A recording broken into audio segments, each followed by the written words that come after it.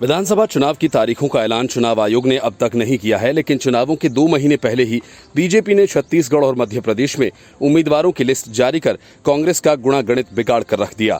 BJP के इस दांव से दोनों राज्यों में सियासी गहमागहमी तेज हो गई है। बीजेपी ने मध्य प्रदेश में 39 उम्मीदवारों के नामों और छत्तीसगढ़ के 21 उम्मीदवारों के नामों की घोषणा कर दी है। इतना ही नहीं, बीजेपी ने छत्तीसगढ़ के सीएम भूपेश बघेल के खिलाफ भी अपने उम्मीदवार के नाम का ऐलान कर दिया। भूपेश बघेल के खिलाफ बीजेपी सांसद विजय बघेल चुनाव लड़ेंगे। दोनों राज्यों से 60 उम्मीदवारों के नाम का ऐलान तब किया गया जब चुनाव आयोग ने भी अभी तक चुनाव की तारीखों की घोषणा भी नहीं की है। बीजेपी का ये कदम अप्रत्याशित और चौंकाने वाला है, क्योंकि अब तक बीजेपी तारीखों के ऐलान होने के कई दिन बाद उम्मीदवारों की लिस्ट जारी करती है, लेकिन इस बार उसने काफी पहले घोषणा करके राजनीतिक जानकारों को चौंका दिया।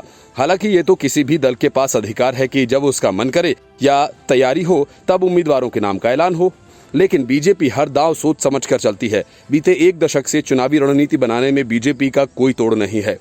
यही वजह है कि उसे तमाम चुनावों के बाद सफलता भी मिलती है। अब मध्य प्रदेश और छत्तीसगढ़ में भी काफी समय पहले उम्मीदवारों के नामों का ऐलान के पीछे वजह अहम बताई जा रही है। कुछ सर्वे के नतीजे बताते हैं कि हालात पूरी तरह से बीजेपी के अनुकूल नहीं हैं।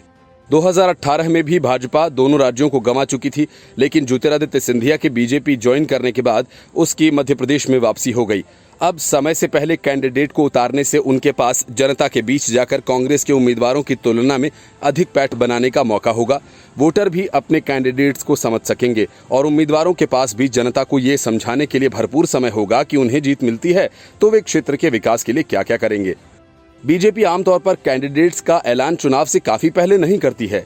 यही ट्रेंड पिछले हिमाचल प्रदेश, कर्नाटक जैसे विधानसभा चुनावों में भी देखा गया था, लेकिन पार्टी को उसका भारी नुकसान उठाना पड़ा। आखिरी समय में उम्मीदवारों के नाम की घोषणा के बाद दोनों राज्यों में कई उम्मीदवार बागी हो गए।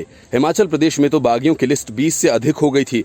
कुल 21 बागी उम्मीदवार मैदान में थे, जिसमें से 9 उम्मीदवारों ने बीजेपी को काफी नुकसान पहुंचाया था। इसके अलावा कर्नाटक में भी बागियों ने बीजेपी के लिए सिरदर्द पैदा किया। दोनों राज्यों में बीजेपी आलाकमान के पास इतना समय नहीं था जिससे वे बागियों को समझा सकते। अब जब मध्य प्रदेश और छत्तीसगढ़ में बीजेपी ने चुनाव से करीब 2 महीने पहले उम्मीदवारों के नाम का ऐलान किया है, तो अगर कहीं बगावत देखने को मिलती भी है तो बीजेपी आलाकमान के पास उसे रोकने के लिए भरपूर समय मिल जाएगा। इससे चुनाव में होने वाले नुकसान की आशंका भी कम हो सकेगी। छत्तीसगढ़ में इस बार चाचा भतीजे के बीच जंग देखने को मिलने वाली है। दरअसल बीजेपी सांसद विजय बघेल को उनके चाचा और राज्य के सीएम भूपेश बघेल के खिलाफ मैदान में उतारा गया है। विजय अभी दुर्ग संसदीय सीट से सांसद हैं। उन्हें पाटन सीट से कैंडिडेट बनाया गया है। पार्टी ने इन दोनों प्रदेशों के लिए जारी उम्मीदवारों की अपनी पहली सूची में 5-5 महिलाओं को भी टिकट दिया है। छत्तीसगढ़ के मुख्यमंत्री भूपेश बघेल के खिलाफ भाजपा ने सांसद विजय बघेल को मैदान में उतारा है। The Report, News of India।